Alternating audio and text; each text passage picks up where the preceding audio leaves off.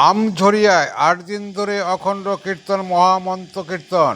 এ ব্যাপারে educational in charge Delhi সেক্টরের farm ইনচার্জও যিনি হচ্ছেন আচার্য নবানন্দ অবধূত। আর টাটানগরের ভক্তি প্রধান সুনীল কুমার জানাচ্ছেন যে প্রতি বছর মতন আনন্দমার্গ প্রচারের সঙ্গে আমঝরিয়ায় এই ধরনের অর্থাৎ দুষ্ট দমন, দূষণ মুক্ত সমাজের জন্য মানুষের হিতকর কাজে আমরা সর্বভাবেই সকলকে নিয়ে এগিয়ে আসি।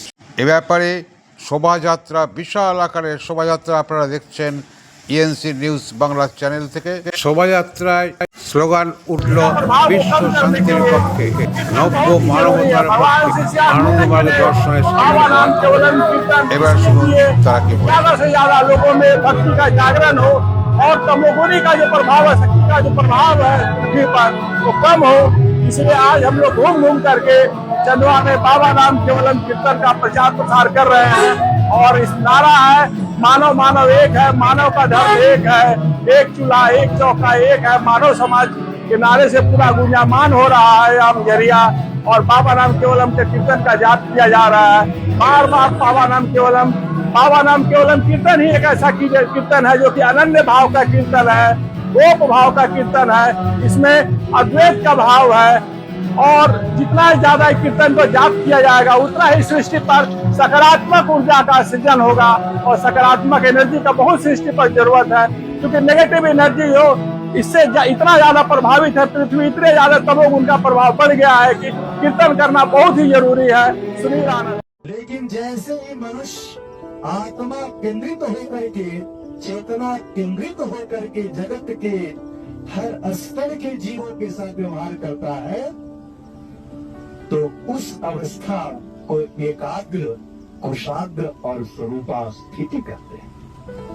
जो मनुष्य स्वार्थ केंद्रित है, पदार्थ केंद्रित है, या भाव केंद्रित है, उनकी मन चित्त, मूल और विक्षिप्त अवस्था को उपलब्ध होती है। और प्रश्न उठता है, चित्त किसे कहते हैं? अगर कोई मनुष्य का मन चित्त है तो उसके आचरण कैसे होंगे? इष्ट के साथ, आदर्श के साथ, सामाजिक प्रगति के साथ उनका व्यवहार कैसा होगा? ये हर साधक को सुस्पष्ट रूप से समझ लेना चाहिए। बाबा कह रहे हैं, और पातंजल ऋषि भी अष्टाध्याय में इसका समर्थन करते हैं।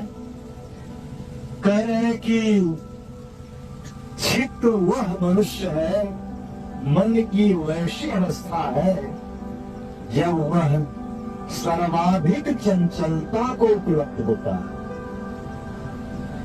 एक पल में एक वस्तु, दूसरे ही पल में दूसरी वस्तु, तीसरे ही पल में तीसरी वस्तु, इस प्रकार से 1 मिनट के भीतर मनुष्य का मन असंख्य वस्तुओं की यात्रा कर ले। मन की उस ऐसी प्रचंड चंचलता को ही चित्त अवस्था कहते हैं। लाल गेरुआ वस्त्र हो, दाढ़ी और बाल जपा भी हो, सन्यासी का भेष भी हो, लेकिन मन अगर स्वार्थ केंद्रित है, पदार्थ केंद्रित है, जड़ केंद्रित है,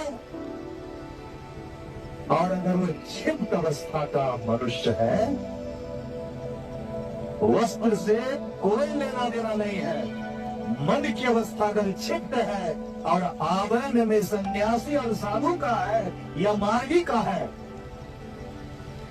लेकिन मन की अवस्था क्षिप्त है, तो वह न स्वयं के साथ कभी न्याय कर सकता, समाज परिवार के साथ कभी न्याय नहीं कर सकता, समाज के साथ न्याय नहीं कर सकता, अपने बेटी बहन के साथ भी न्याय नहीं कर सकता। संगठन, इस आदर्श की बात तो दिवा शुक्ल होगी, आकाश कुसुम होगी।